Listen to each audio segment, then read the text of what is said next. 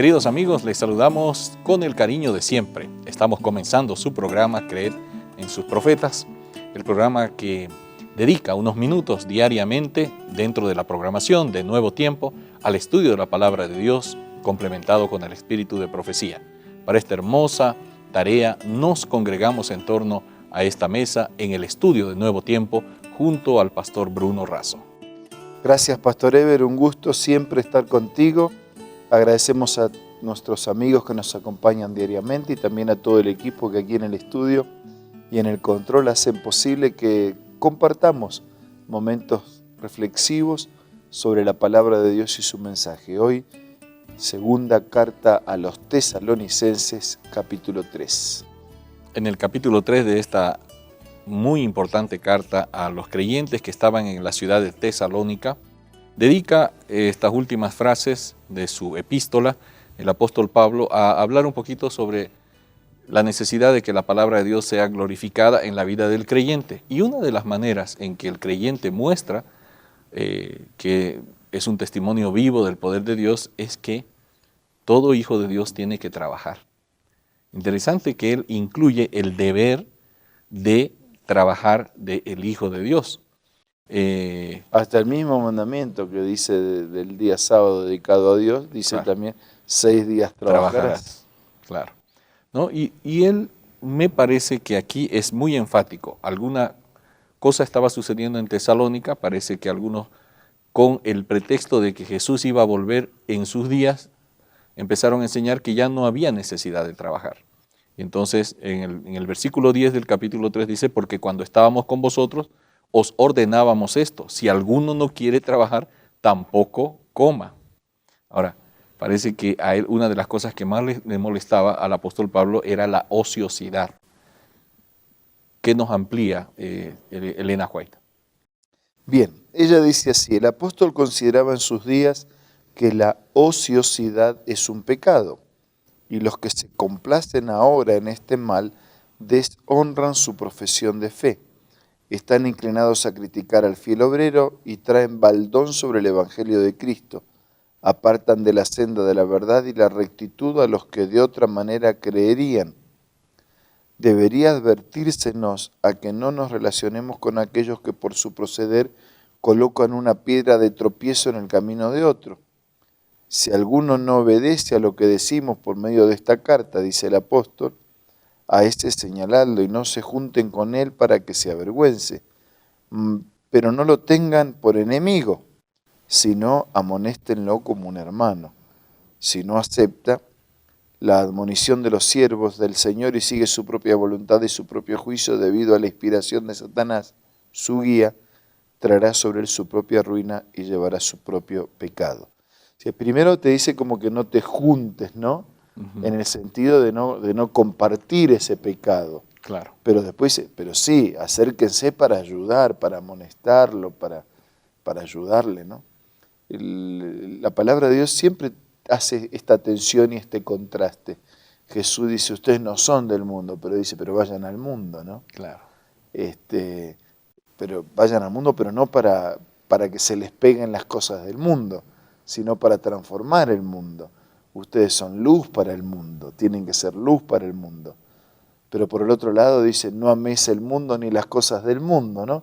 Parece así una contradicción, pero no, es el contraste entre no participar del pecado de la ociosidad y acercarnos para ayudar a las personas. Sin duda. Ahora, si digamos una persona no tiene necesidad de trabajar, ¿debiera hacerlo? Si una persona goza de buena salud, tiene recursos y no necesita trabajar para sostenerse, debe trabajar para adquirir medios que pueda entregar a la causa de Dios. Estos no deberían ser perezosos, sino fervientes en espíritu, sirviendo al Señor. Dios bendecirá a todos los que sean cuidadosos con su influencia en este respecto frente a otros. Interesante. O sea, siempre es bueno tener un espíritu de laboriosidad y una actitud. Bueno, nosotros estudiamos en la misma universidad, ¿no? Lo que hoy es la Universidad Adventista de Plata. que en aquellas décadas pasadas era el Colegio Colegio. Adventista de Plata, en Entre Ríos, Argentina. Y siempre somos agradecidos porque Dios Sin nos duda. permitió formarnos en esa casa de estudios. En aquel tiempo era posible para quienes no tenían sus recursos participar en algunas tareas, en algunos trabajos y de esa manera recibir becas de estudio, ¿no? Así es. Y era parte del plan de la institución que aún el chico que venía, Y que podía. que podía porque venía de una familia pudiente o porque la familia tenía recursos, también tenía que participar en algunos de los trabajos, en el internado, en la biblioteca, Sí. en la chacra, en la construcción, en la carpintería, En los jardines. en los jardines. O sea que, aunque no necesitaba para obtener recursos, lo necesitaba como una experiencia formativa. Así es. Y yo sé de personas que así aprendieron un oficio, aprendieron a hacer cosas para su casa, para su hogar. Siempre es muy importante ser amigos del trabajo. Qué lindo. Y realmente esto ayuda a mostrar que aunque hoy hay un espíritu de excesiva comodidad, de la gente que puede tener algún recurso extra o tener algún ahorro que sea significativo, a lo mejor algunos papás, tal vez, no sé, mal aconsejados por alguien con un pensamiento posmoderno, dicen, no, mi hijo no va a pasar los sufrimientos que yo pasé. Sí, bueno, eso es muy natural, sobre todo cuando los padres han sufrido mucho y es amor también, pero es un amor que no tiene toda la sabiduría porque nuestros padres fueron lo que fueron Claro. gracias a esos sacrificios y sufrimientos y haber pasado por penurias. En mi caso, bueno, mis padres se escaparon de Italia en la época de la guerra. Mi madre no pudo asistir a un colegio, y bueno, es esa lucha para abrirse paso en la vida, eso termina formando tu carácter y dándote esa incomodidad, te da recursos para enfrentar la vida. Así que no podemos decir, no, que no pasen lo que yo pasé. Tampoco podemos, no estoy hablando de que sufran por sufrir, ¿no? Pero estoy hablando de un proceso en donde es importante el trabajo, la responsabilidad, el esfuerzo, la perseverancia.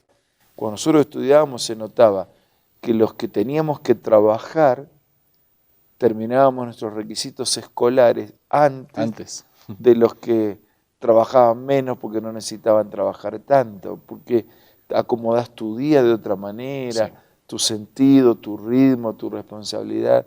Entonces es formativo, ¿no? Sin duda. Qué bueno. Finaliza el capítulo hablando de aquellos que no se cansan de hacer el bien. ¿Cómo amplifica aquí un consejo que pueda calzar justamente con lo que dice la palabra de Dios? En el libro Reflejemos a Jesús, página 94, Elena de White dice: la influencia de la oración de fe es tan abarcante como la eternidad. El Señor bendecirá a cuantos lo busquen con todo su corazón y que con almas humildes y propósito decidido se esfuercen por seguir el ejemplo de Cristo. A los que así buscan ser participantes de la naturaleza divina, se dirigen las palabras: no os canséis de hacer bien. Citando 2 Tesalonicenses 3:13. Creciendo en la obra del Señor siempre, quien trabaja con fe y humildad, aferrándose a las promesas de Dios, prevalecerá. La grandeza del reino bajo los cielos serán dadas a los fieles y creyentes hijos de Dios. Vivimos en un mundo donde mucha gente no se cansa de hacer el mal. Sí. Entonces necesitamos de gente que no se canse de hacer el bien. Qué bueno y qué buen consejo. Un lindo cierre para nuestro programa diario. No sin antes, vamos a darles algunos consejos antes, pero esta parte me parece un lindo epílogo. Aunque hay mucha gente que no se canse de hacer el mal, debe haber gente bajo la dirección de Dios que no se canse de hacer el bien. Un consejo maravilloso de la palabra de Dios, reforzado por el consejo inspirado. Con esto vamos a quedarnos en mente mientras recibimos algunos consejos importantes y enseguida volvemos. Hola, ¿quieres escuchar una cita acerca de la música? Así como los israelitas cuando andaban por el desierto alegraron su camino con la música del canto sagrado, Dios invita a sus hijos de hoy a alegrar por el mismo medio su vida de peregrinaje. Pocos medios hay más eficaces para grabar sus palabras en la memoria que el de repetirlas mediante el canto, y esta clase de canto tiene un poder maravilloso. Esta cita puedes encontrarla en este libro hermoso, La Música, escrito por Elena G. de White. Te invito a que sea parte de tu biblioteca personal descargando la aplicación Elena G. de White del App Store o del Play Store.